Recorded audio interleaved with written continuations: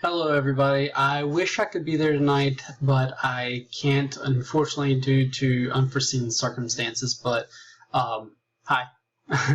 I'm Carl Harrington. I am the U.S. History teacher and the AP U.S. History teacher for East Wake Academy. First of all, what I want you to know about me and about this course is that I absolutely love it.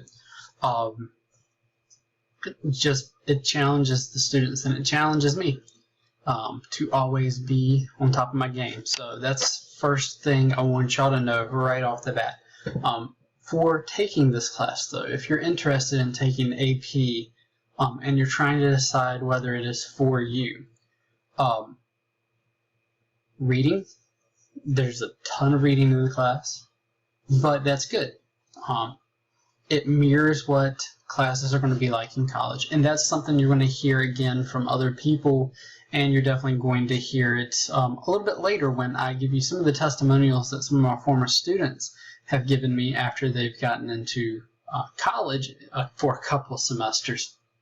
But the reading is basically 1 to 2 chapters a week from a college level textbook. So it's not a whole lot of pictures, it's not a whole lot of fluff. It is really dense as far as material is concerned. And you have to take notes. Copious, a whole lot of notes. And you've got to learn how to do that yourself. It's easy to go online these days and just say, okay, this book, notes, bam. But if you don't truly understand the chapter and have read it and really diagnose it yourself, they ain't going to matter a hill of beans. All right, let's be honest about it. So being able to read a significant amount every week and being dutiful enough to keep on that schedule and be able to take the notes on it and know what the notes are about a couple of days later is going to be key for this class.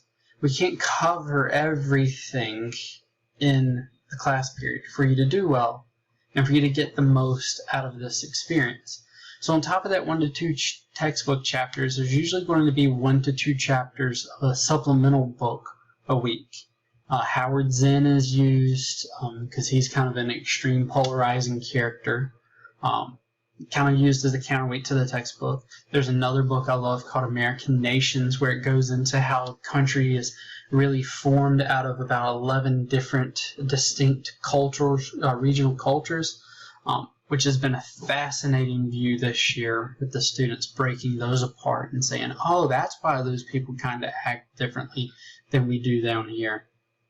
So it's been eye-opening in that way. But you've got to be committed to doing that reading and being able to make those connections. The homework is got to be on point as far as specific factual information. In AP, we call this SFI. Specific factual information. That is the key difference between APUSH and Honors American History. With Honors in American History, you're going to be able to get by with knowing the big themes and knowing how things kind of nest together and see the patterns of everything and describing those patterns. With AP, knowing those patterns, knowing those connections is awesome, but you got to be able to back it up with that specific factual information. The test format is differently. I'm not going to go through this because it is in your handout, but with each test, there's a multiple choice section, short answer section. There's also 2 different types of essays, especially towards the end of the year. We're really going to focus on these 2 different types of essay. A long essay is basically a prompt. I give you a question.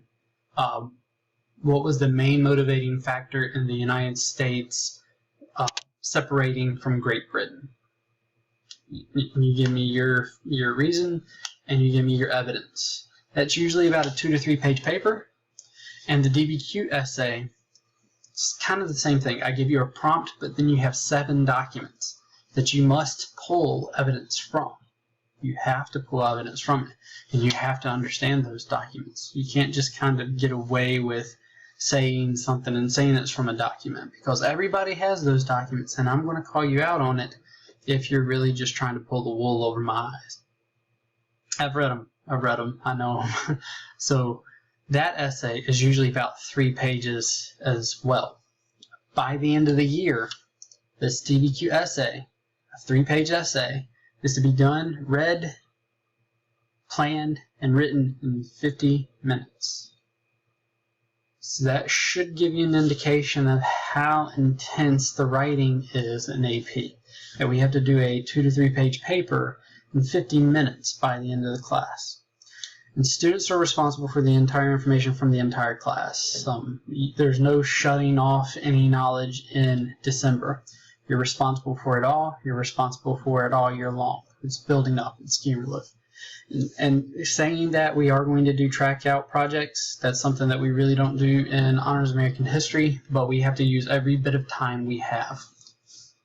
So before I left you, I did want to give you, I asked some of my former students from an AP class 2 years ago to give me some testimonials and how AP US History and AP classes in general have helped them, if they have, in college. And I heard back, and these are 4 of them that I heard back from, so I just wanted to share those for you. So the first student said that AP classes are important to take because they help you develop your writing skills, and that is something that I kind of hang my hat on.